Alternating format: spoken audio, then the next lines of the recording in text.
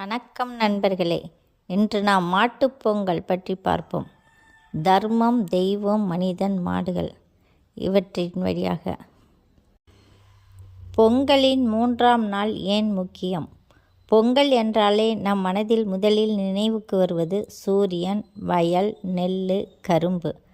ஆனால் இந்த எல்லாவற்றிற்கும் பின்னால் மௌனமாக உழைக்கும் ஒரு ஜீவன் இருக்கிறது. அதுதான் மாடு.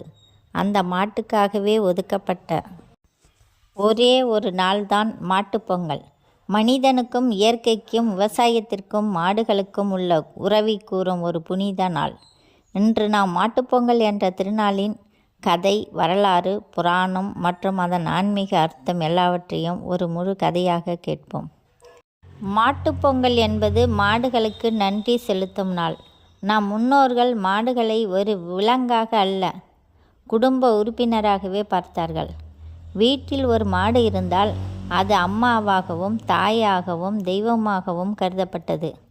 புராண காலத்தில் தேவர்களுக்கும் மனிதர்களுக்கும் பசுக்களுக்கும் ஒரு புனித உறவு இருந்தது. அந்த காலத்தில் காமதேனு என்ற தெய்வ பசு இருந்தது.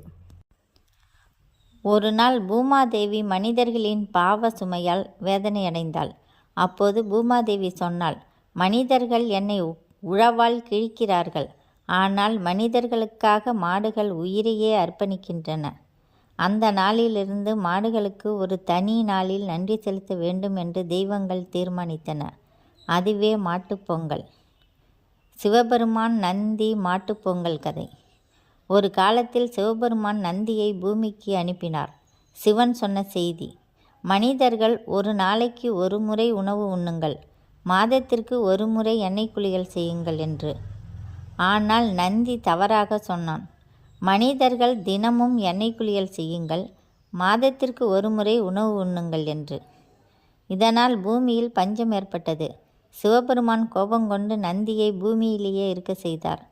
ஆனால் பின்னர் மனிதர்கள் மாடுகளின் உதவியால் விவசாயம் செய்து வாழ்ந்ததை பார்த்து சிவன் மகிழ்ச்சி அடைந்தார்.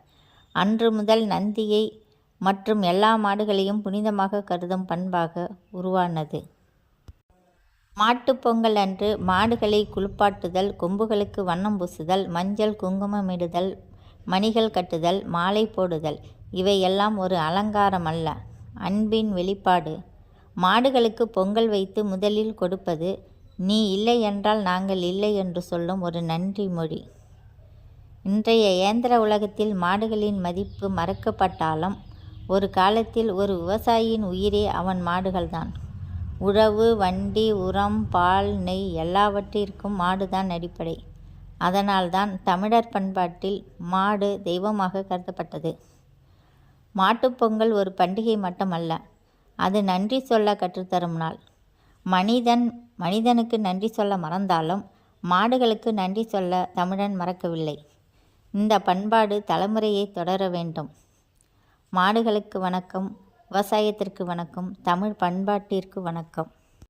இந்த வீடியோ பிடித்திருந்தால் லைக் பண்ணுங்கள், ஷேர் பண்ணுங்கள், சப்ஸ்கிரைப் செய்யுங்கள். நன்றி, வணக்கம்.